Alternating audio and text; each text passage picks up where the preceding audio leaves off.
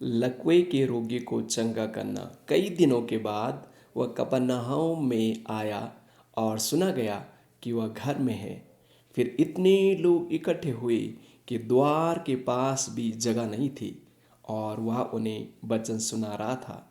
और लोग एक लकवे के रोगी को 4 मनुष्यों से उठवाकर उसके पास लाए, परंतु जब वह भीड़ के कारण उसके निकट न पहुँचे तो उन्होंने उस छत को जिसके नीचे वह था खोल दिया, और जब वह उसे उधेड़ चुके तो उस खाट को जिस पर लकवे का रोगी पड़ा था लटका दिया।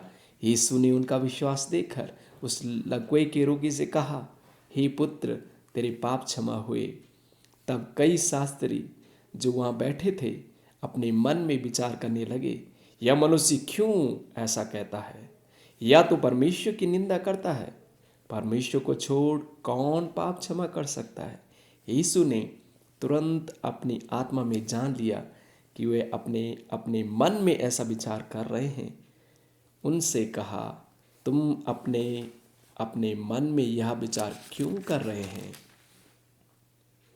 सहज क्या है, या लकवे के रोगी को यह कहना कि तेरे पाप क्षमा हुए, या यह कहना कि उठ अपनी खाट उठाकर चल फिर?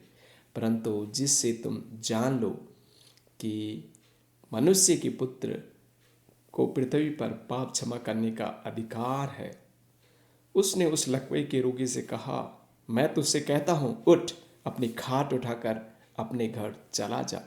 वह उठा, तुरंत खाट उठाकर सबके सामने से निकल कर चला गया। इस पर सब अचंबा हुए और परमेश्वर की बड़ाई करके कहने लगे, हमने ऐसा कभी नहीं देखा।